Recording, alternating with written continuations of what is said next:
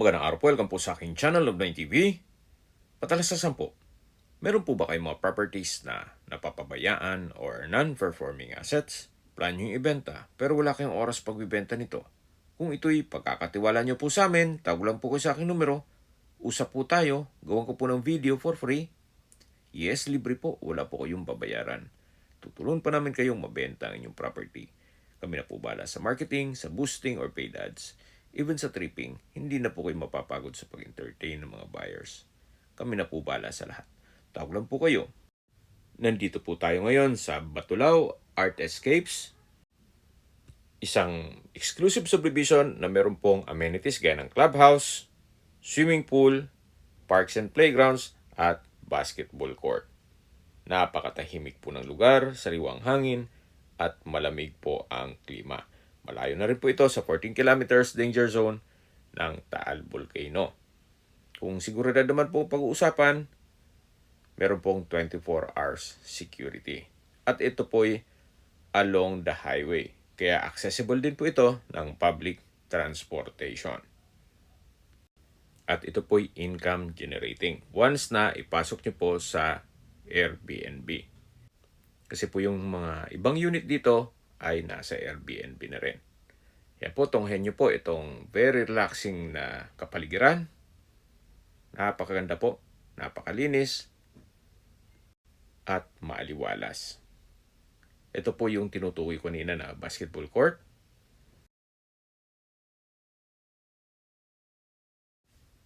At yung sa gitang parte naman ay yung parks and playground. Then katabi lang yung swimming pool at sa dulo po yung function hall. Dito na po tayo sa property binebenta.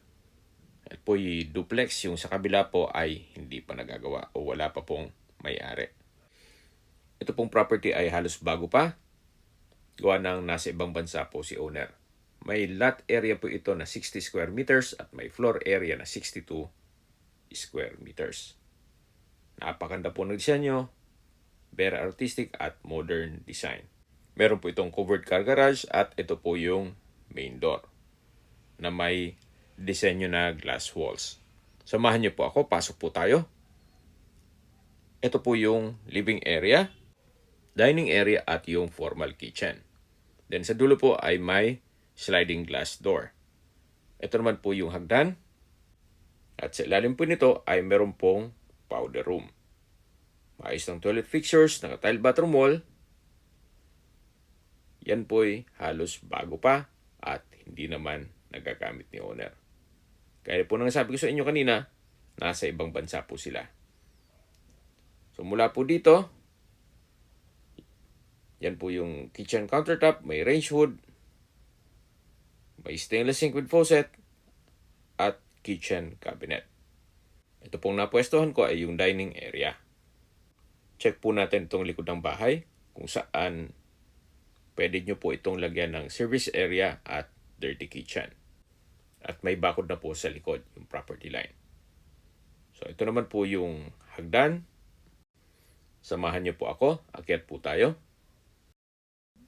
Nandito na po tayo sa hallway. So ito po yung naka-tile flooring.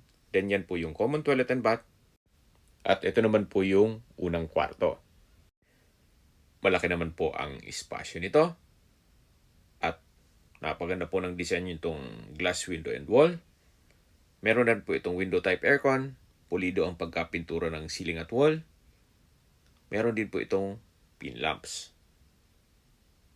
Then meron din mga outlet. At naka-tile flooring.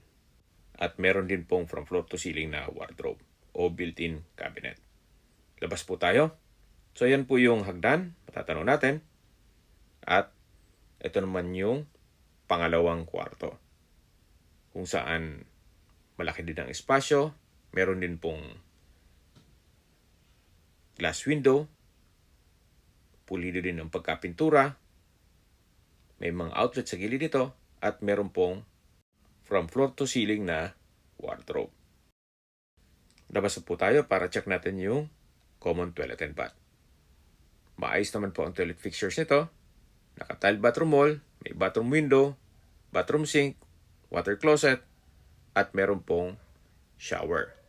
Makikita nyo naman po, may balot pa yan. Kaya po nasabi ko sa inyo kanina, halos hindi pa to nagamit ni owner. Gawa ng nasa ibang bansa po sila.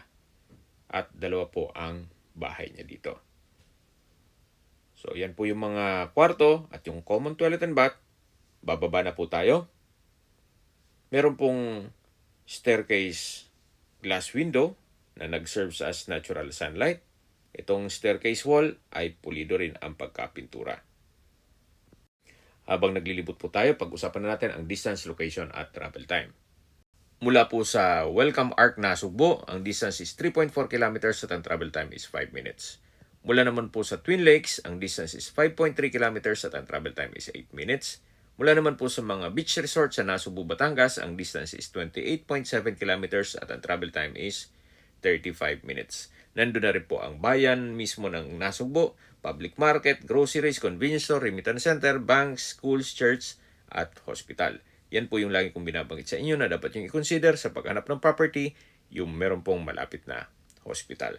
Hindi ko naman po sinasabing sakitin kayo, yan naman po ay for emergency purpose lang naman.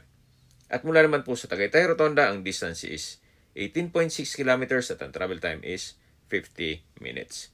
Sa Tagaytay Rotonda po ay kumpleto na rin gaya ng hotels, restaurants, banks, schools, church at hospital. So meron pong mga malapit na hospital sa area. At mula naman po sa Manila o sa airport, ang distance is 74.1 kilometers at ang travel time is 2 hours and 32 minutes. Nandito po ulit tayo sa loob ng bahay at ito po yung setback kung saan meron po kayong mga improvements na pwedeng gawin dito. At yan man po yung upper part ng likod ng bahay. So mula po dito sa likod, meron rin pong mga outlet na nakaabang. At dito po sa gilid ay meron din pong setback. At yan po naman yung side view. Then meron pong 1 meter setback dito. So ayan po yung property binebenta. Ito po yung pre-owned. At binebenta po ito sa halagang 5.5 million pesos. Kung may mga katanungan po kayo, tawag lang po kayo sa aking numero. Sa mga kababayan naman natin nasa ibang bansa, meron po akong Telegram. Sa mga iPhone user naman, may iMessage. Meron din pong Imo, Skype, Viber at WhatsApp. Same number lang po, 0917-316-3399. Sa mga nagtatanong naman po ng aming Facebook, meron po aming Facebook page na Nov9 TV at Facebook Reels Video. Meron din pong TikTok at Instagram. May ibang YouTube channel din po kami na The Nov9 TV channel at Nov9 TV Listings. Sana po naibigyan yung aming video presentation. Paki-like and subscribe na po sa aking channel para ma-update din po kayo sa aking future listings.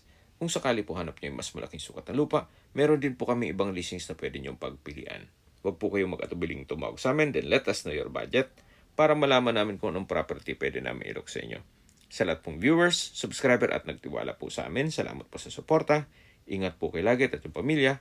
Maraming salamat po.